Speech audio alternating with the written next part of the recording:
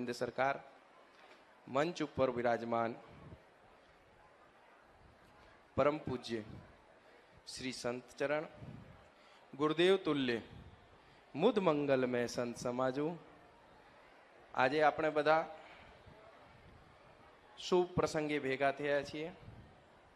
એ પ્રસંગમાં પરમ પૂજ્ય શ્રી ગીતા સાગરજી મહારાજે જે આયોજન કર્યો છે, એ આયોજનનો જે શ્રેય અને એનું સમાજમાં જે કાર્ય છે એ વિશે જ આપણે 2 મિનિટ માહિતી લઈએ. આ વિવાહ પ્રસંગ છે.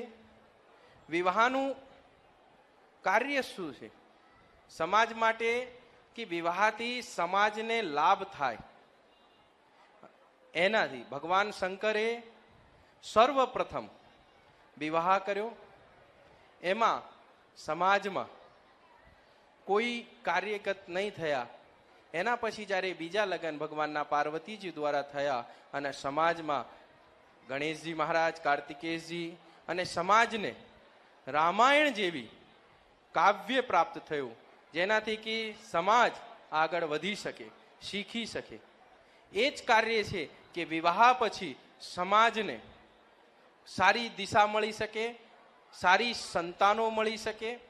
કારણ કે ગ્રહસ્થ જીવન જે છે એ સારા સમાજનો, સારા રાષ્ટ્રનો અને રાષ્ટ્રના રક્ષણનો એક સેતુ બની શકે છે. તો ગીતા સાગરજીના મનમાં જે આવ્યું કે આ બહેનો, દીકરીઓ અને એનું વિવાહ થાય અને પવિત્ર ગૌશાળામાં થાય. કારણ કે વિવાહમાં આશીર્વાદની જરૂરિયાત હોય છે, કે સંતો દ્વારા, ગૌ માતા દ્વારા એ નવ દંપતીઓને આશીર્વાદ મળે, એમની જીવનની જે નવી યાત્રા છે એ ખૂબ મંગલમય અને પ્રગતિમય થાય.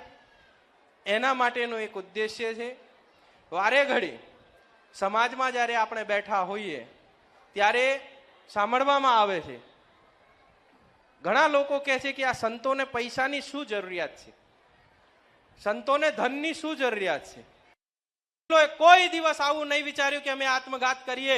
ગમે જેવો સંકટ આવે, અમે વીર યોદ્ધા છીએ, લડીને મરી જઈશું, પણ પોતેના પ્રાણ કોઈ દિવસ આહુતિમાં ના નાખીએ. એનું કારણ છે અમારો ખોરાક નવડો પડ્યો છે, અમારો માનસિક બળ, શારીરિક બળ કમજોર થયું છે. એટલે આવી ઈચ્છાઓ મનમાં થાય છે.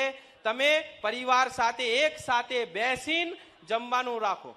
એક દિવસ મહિનામાં, વર્ષમાં એક દિવસ એક સાથે જમો. અમારા પરિવારની માતાઓ, બહેનો એ પ્રેમથી બનાવે. બારે હોટલોમાં જમીએ છીએ બર્થડેના નામે કે શાદીના વિવાહ નામે, અંદર રસોઈયાઓ કકરાટ કરતા હોય છે, એકબીજાને વળતા હોય છે, ઈર્ષા, દ્વેષની ભાવના રાખે છે. એવું કરીને બનાવતા હોય અને એ જ તમારા ઘરે આંગણે આવે, પછી આપણા પરિવારમાં આવે, ત્યારે આપણે પણ એવી ભાવનાઓ થાય. અને આપણા ઘરમાં મા બહેનો પ્રેમથી, ભાવથી, શ્રદ્ધાથી, વિશ્વાસથી બનાવે.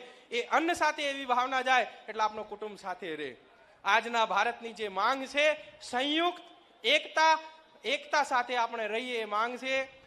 આ સમિતિને ખૂબ ખૂબ ધન્યવાદ અને આભાર. હું મારી વાણીને વિરામ આલું છું. બોલો ભારત માતા કી.